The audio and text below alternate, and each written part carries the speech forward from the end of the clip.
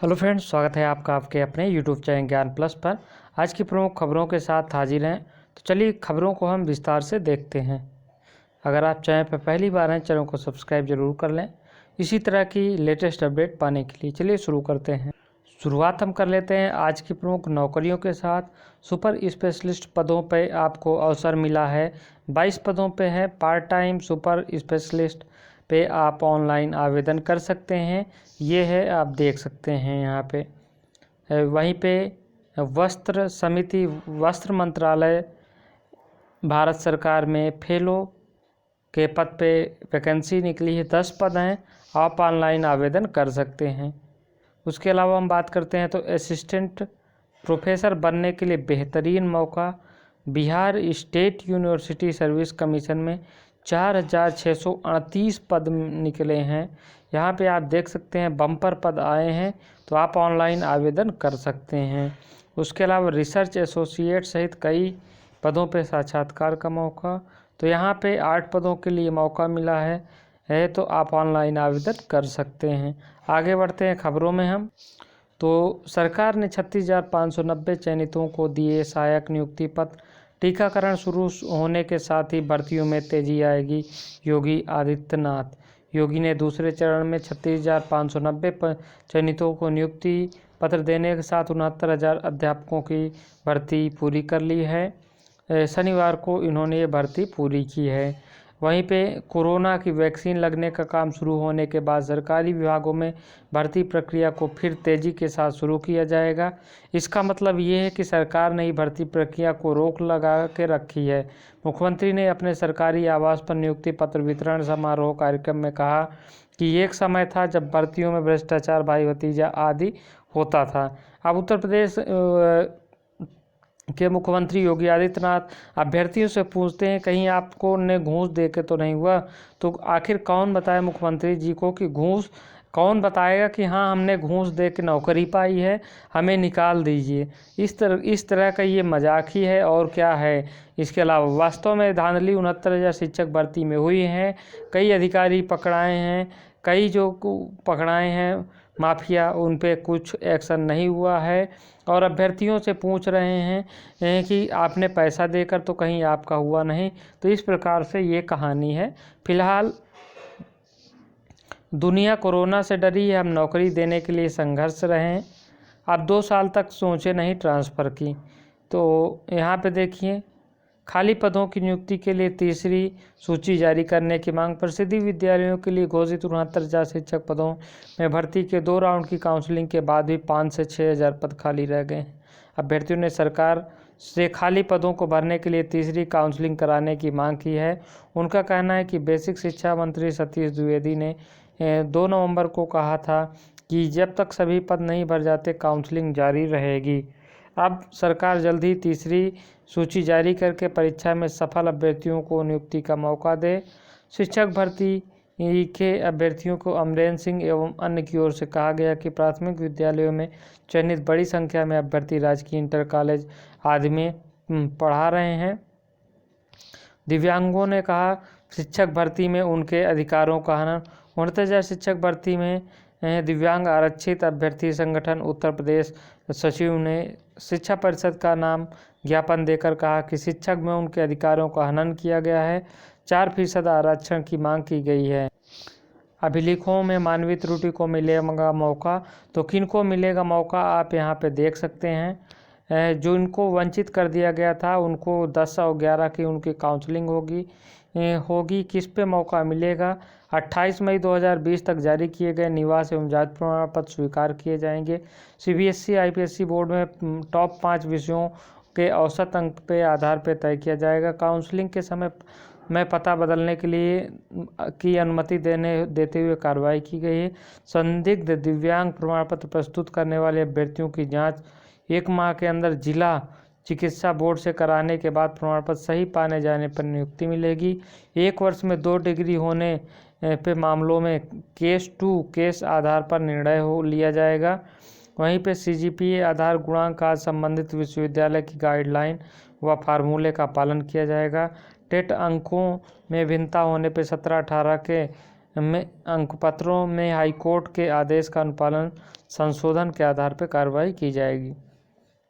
शिक्षा मित्रों के मामले में भी निर्णय हुआ। सेवारत संस्थागत स्नातक होने के मामले में केस टू केस प्रशिक्षण करते हुए निर्णय लिए जाएंगे। 10 वर्ष से कम अनुभव के मामले में महानिदेशक स्कूल की ओर से शासन को प्रस्ताव भेजा जाएगा। शिक्षा मित्र रहते हुए व्यक्तिगत स्नातक करने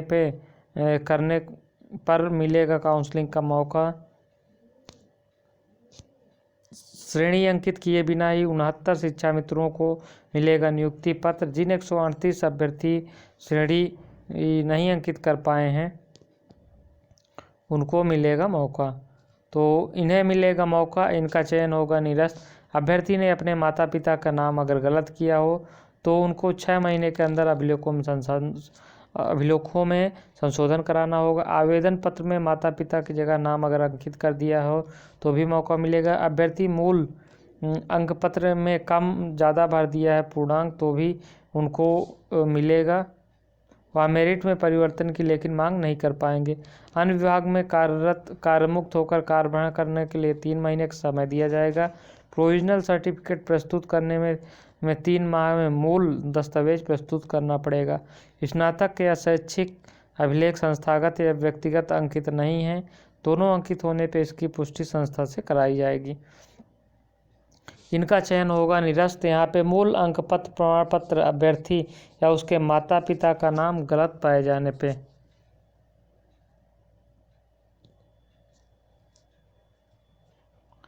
उसके अलावा आवेदन पत्र में वास्तविक अंक से अधिक प्राप्तांक भरने पे, आवेदन पत्र में वास्तविक से कम पूर्णांक भरने पे, महिला अभ्यर्थी पिता के बजाय पति का प्रमाण पत्र के आधार पर आरक्षण लेकर चयन, गैर मान्यता प्राप्त संस्था प्रशिक्षण पत्र स्वीकार नहीं, शिक्षा विभाग पहले से कार्यरत सहायक अध्यापक, पुरुष महिला श्रेणी में गलत अंकित करना, विशेष आरक्षण पाकर चयनित लेकिन इसके पात्र नहीं या इस श्रेणी का प्रमाण पत्र न होने पर वर्ग श्रेणी गलत भरना, मूल अंक प्रमाण पत्र गायब होने पर उन्हें प्रस्तुत न कर पाना, सीटेट के अंकों में भिन्नता। भारत खरीदेगा टीके की 160 करोड़ वैक्सीन का सबसे बड़ा खरीदार बना भारत, दूसरे नंबर पर यूरोप। उत्पादन में आगे फिर भी 3 कंपनियों को ऑर्डर दिया। विश्लेषण के अनुसार 30 नवंबर तक भारत 3 वैक्सीन की 160 करोड़ डोज का ऑर्डर दे चुका है। वहीं अमेरिका और यूरोपीय यूनियन ने 6 कंपनियों को टीका खरीदा है। शोध के अनुसार भारत के बाद यूरोपीय संघ सबसे ज़्यादा 158 करोड़ टीके खरीदारी की है। इसी तरह कोरोना से बुरी तरह अमेरिका ने अब तक 100 करोड़ टीके खरीदारी की है। वैज्ञानिकों का कहना है कि भारत और ब्राज़ील में टीके के उत्पादन क्षेत्र में सबसे आगे हैं। इनके लिए आगे की राह भी आसान होगी।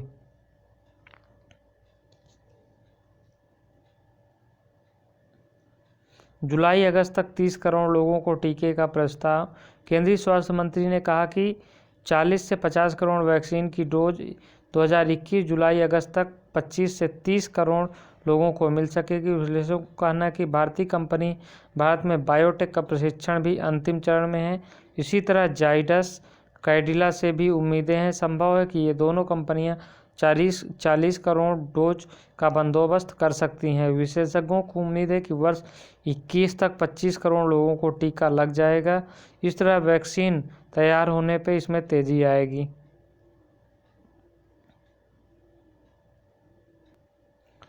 माध्यमिक कॉलेजों में 8,166 शिक्षकों की भर्ती, शासन ने दिया निर्देश। यूपीपीएससी कराएगा इंटीग्रेट परीक्षा। माध्यमिक शिक्षा निदेशक से बनाए समन्वय कराएं भर्ती, लिखित परीक्षा के जरिए भर्ती। विशेष सचिव ने जारी किया आदेश। 6,477 पद सहायक अध्यापक पुरुष शाखा के रिक्त दिखाए गए हैं। 5,600 का अध्याचन यूपीएससी को भेजा जा चुका है। राजकीय माध्यमिक कॉलेजों में एलटी ग्रेड शिक्षकों के रिक्त पदों के लिए भर्ती फिर से शुरू होगी। कुल रिक्त पदों की तादाद पिछली भर्ती से कम होगी। लिखित परीक्षा कराकर चयन उत्तर प्रदेश लोक सेवा आयोग यूपीपीएससी ही कराएगा। शासन ने करीब 8,166 पदों पर शिक्षकों का चयन के लिए शिक्षा निदेशालय माध्यमिक को निर्देश भेजा है और आयोग से संपर्क करके भर्ती कराएं। शासन के निर्देश है कि राजकीय कॉलेजों में शिक्षकों की कमी से पठन पाठन प्रभावित न हो। विशेष सचिव कुमार राघवेंद्र सिंह ने शिक्षा निदेशक माध्यमिक को पत्र भेजा है। इसमें कहा है कि राजकीय कॉलेजों में सहायक अध्यापक पुरुष शाखा के 6,477 पद रिक्त दिखाए गए हैं। इसमें 5624 रिक्त पदों का अध्याचन उत्तर प्रदेश लोक सेवा आयोग को भेजा जा चुका है। शेष 853 पदों का अध्याचन अभी भेजा जाना शेष है। 853 पदों का अध्याचन शीघ्र भेजा जाएगा। तो यहाँ पे 36,590 शिक्षकों को मिले नियुक्ति पत्र, 2 वर्ष ट्रांसफ़र ना मांगे। वहीं खंड शिक्षा अधिकारी की मुख्य परीक्षा प्रयागराज, गाजियाबाद, लखनऊ के 8 केंद्रों पे आज कराई जाएगी, जिसमें 4,173 अभ्यर्थी भाग लेंगे। अपने साथ ID कार्ड आदि रखना ना भूलें। वहीं पे अध्यापक भर्ती 2018 3 बार मूल्यांकन, तीनों के अंक बदलें।